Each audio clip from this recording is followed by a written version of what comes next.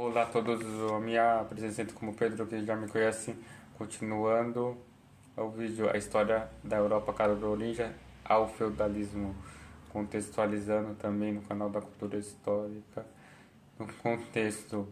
que por volta do final do ano 568,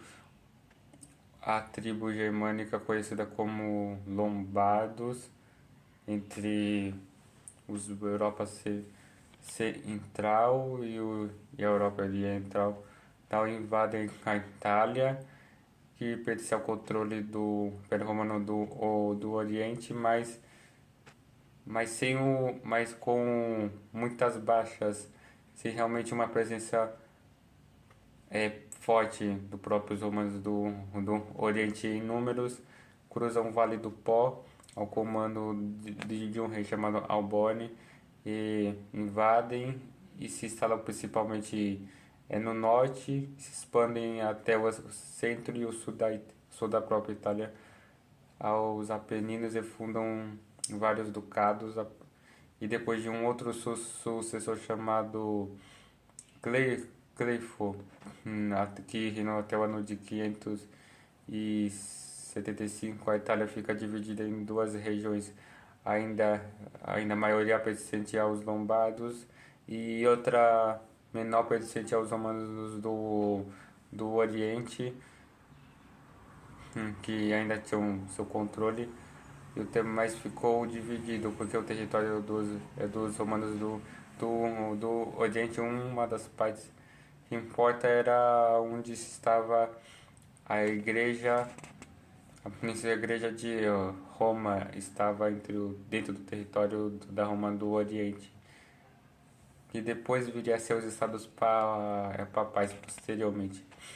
Aí, numa sucessão posterior, o rei atuário e sua mulher chamada a católica Teolinda constituem um apoio ao Papa Gregório Magno, que trabalhou dualmente a conversão de vários lombardos, que eles eram pagãos, já vinham de uma tradição diferente, não eram como os ostrogodos, que também eram pagãos, mas já foram convertidos, eles já viviam uma nova vaga de povos com seus ritos, mas foram cristianizados ao passar do tempo. E com a obra do monge Columbano, que viveu entre 543 a 615. E a Pávia, a capital dos Lombardos, no norte da Itália. Essa situação pendurou até o ano de 758, apesar de conversões de muitos lombardos. Existiu a, a política expansionista e de também ataque contra o papado na forma de submeter o papado ao poder secular, né? Diferente de... Isso causava um sério atrito, até que o pontífice se viu obrigado a pedir ajuda ao rei Pepino o Breve. Mas ele já tinha pedido ajuda a um outro governante anterior que não era o rei, mas a autoridade máxima, o próprio Carlos Martel na prática, mas não teve ajuda, resposta prática do próprio Martel vindo da Itália para ajudar contra os lombardos. Isso pendurou porque aqui após a queda de Ravenna em 751, ó, pelos lombardos, depois não, mas não estava os romanos do Oriente com controle prático na Itália, já foi. O pontífice também ele se declara herdeiro de Roma, mas os lombardos ignoram e lançam a conquista, né, submeter o último território. E o desespero do Papa Estevão II foi tanto que, apesar do inverno à distância, viajou até o reino dos francos, pediu ajuda ao rei Pepino Breve.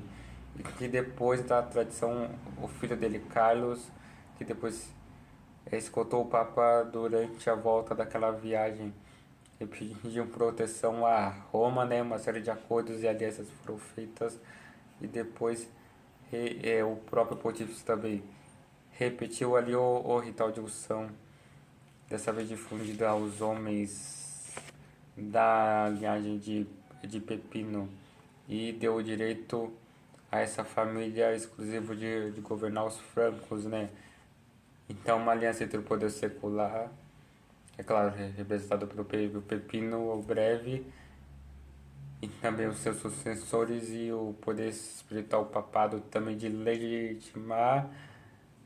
porque ele tem a autoridade espiritual graças a Deus que eles estão ali por causa de Deus, eles usam, eles trabalham esse processo. Depois o Papa investe também esse poder espiritual como um máximo representante da autoridade também divina, porque tudo é política e a religião dentro do contexto aqui. Ele é aclamado para ser legitimado e assim se troca de alianças. Posteriormente, posteriormente o Pepino respondeu e realizou duas grandes campanhas na Itália, protegeu os domínios papais e depois saíram vitoriosos com enormes tesouros do rei dos Lombardos, que foi obrigado a entregar um terço dos bens. A participação do rei no assunto religioso, esse é o compromisso com a produção de Roma, fortaleceu a Gália como uma terra cristã e iniciar incursões de exércitos a territórios vizinhos para evangelizar e reforçar antigos limites territoriais do Império Romano. E a teoria política imperial na época imediatamente seguir com a combinação do poder secular e espiritual e relação de mútuo reconhecimento.